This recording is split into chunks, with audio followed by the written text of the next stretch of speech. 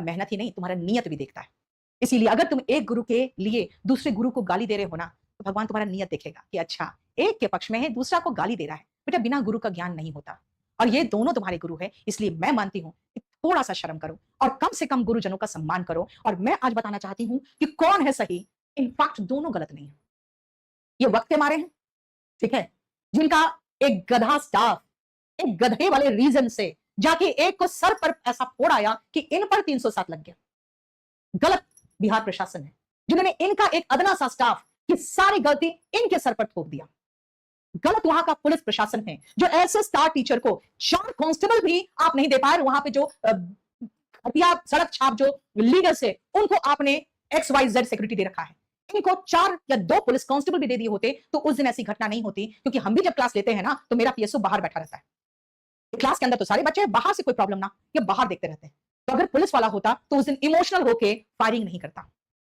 और जो सब लोग कह रहे हैं कि अब रोशन सर गिरफ्तार हो गए, अब खान सर की गिरफ्तारी होनी चाहिए, वो सबसे बड़े गधे हैं। क्योंकि तुम अगले अपना तो खत्म कर चुके हो, अपने अगले 2 जनरेशन को ऐसी कूड़े के ढेर के बगल में जिंदगी जीने पर मजबूर करोगे। अगर आज तुम्हें ये दोनों गुरु नहीं मिले होते ना, तो तुम सिलेक्शन तभी ले सकते हो जब गुरुओं का सम्मान करो, उनके पढ़ाए हुए, उनके दिखाए हुए रास्ते पर चलो।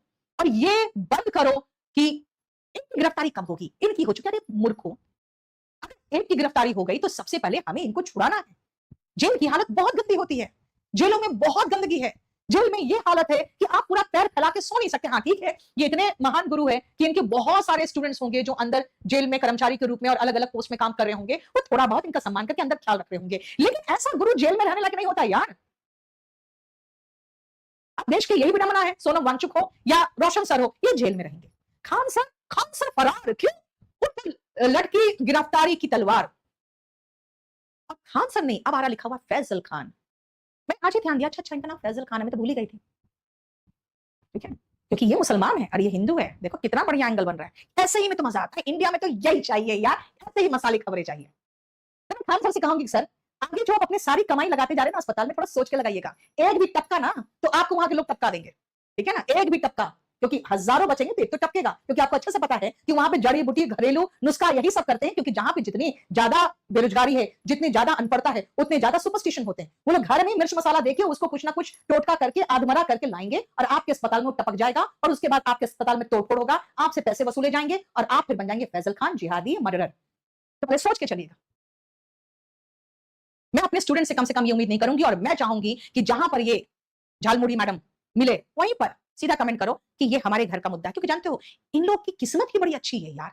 क्या है ना, कुछ ऐसे लोग होते हैं जिनकी किस्मत में ही एकदम फर्स्ट क्लास लिखा रहता है। ये मैडम पे जैसे हम लोग आए तब तक ये मामला हो गया, ठीक है। और ये मैडम भी क्या, देखो जरा ध्यान से, ये भी बिल्कुल चोर है। ये ऐसा भागे, सब इसके पीछे भागे। असली मुद्दा तो छोड़ दिया हम लोग भाई, पेपर लीक, भर्ती बोर्ड घोटाला, सब छोड़ दिए। कहां भागे? अंजना मैडम के पीछे। अरे यार, किसके पीछे भाग रहे हो? ठीक है, अगर मैं क्लास में, मैं आपको बताती हूँ, मेरे क्लास में हम लोग करीबन 67-68 बच्चे थे। मेरा रैंक हमेशा सेकंड या थर्ड आता था। और जिस समय अगर 4th या 5th के ऊपर चले गए ना, तो अगला 2 महीने तक, जब तक अगला एग्जाम नहीं निपटता था ना, तब तक घर में चू नहीं करते थे, ना नया कुछ चीज के लिए, और ना ही, क्योंकि उस समय तो टीवी वगैरह था नहीं, पिक्चर जाने के लिए भी बोलते नहीं थे कि पिक्चर जाएंगे देखने के लिए। अगले एग्जाम में जब ठीक कर लेते थे, तब वापस कहते थे माँ पिक्चर देखने जाए, ठीक है ना। ये हालत थी उस समय जब 67 बच्चों में 4th 5th रैंक आ जाता था मेरा, तब की बात कर रहे हैं। ये बेशरम, इतना भी इनको शर्म नहीं है कि 157 है आउट ऑफ 180 कंट्रीज, तब भी इतना मेकअप पोत के आके नौटंकी करती है। और आज मीडिया वाले के लिए ये फैजल खान है, लेकिन आज हमारे लिए आज भी ये खान सर है, और ये हमारे लिए रोशन सर है। तो बच्चों, सबसे पहले ये प्रण लो अभी कि हमें सबसे पहले रोशन सर को बाहर निकालना पड़ेगा, और फिर इन दोनों के बीच में मैं कोशिश करूंगी यार, दोनों के बीच में बैठ के मुद्दा सुलझाने का। दोनों को मैं डांटूंगी कस के, मैं दोनों से बड़ी हूं। इनको तो मैं पीट भी सकती हूँ, ये मेरे से इतने छोटे हैं, ठीक है। ये थोड़े सीरियस है, इनको पीटेंगे तो मुझे पीट दे तो फिर मुश्किल हो जाएगा। तो इन दोनों के बीच में मैं बैठ जाऊंगी। मैं दोनों से हाथ जोड़ के निवेदन करूंगी कि भाई, आप लोग पुलिस प्रशासन से कह के बाहर 2-4 पुलिस वालों को बिठाइए, क्योंकि आपके जो स्टाफ है आधे दिमाग वाले हैं, ठीक है। दोनों के स्टाफ को मैं कहूंगी कि आधे दिमाग वाले हैं। और मैं एक चीज चाहूंगी कि ये दोनों अपनी रंजिश भूल के उसके बाद फिर बच्चों के मुद्दे पर लगे। और मैं इन दोनों का बहुत सम्मान करती हूं। और अब आपको मैं कंक्लूजन यही बताने जा रही हूं कि गलती बच्चों इन दोनों में से किसी की नहीं है, गलती है प्रशासन की, गलती है तुम बच्चों की, जो आज 2 कटघड़ों में खड़े हो गए हो। अभी सबसे पहले हमारा जो रिस्पॉन्सिबिलिटी है, वो है हमारे खान सर को, या हमारे रोशन सर को बाहर लाना और इस मामले को थोड़ा सा शांत करना। आप बताइए, आपका कोई क्वेश्चन है तो बताइए।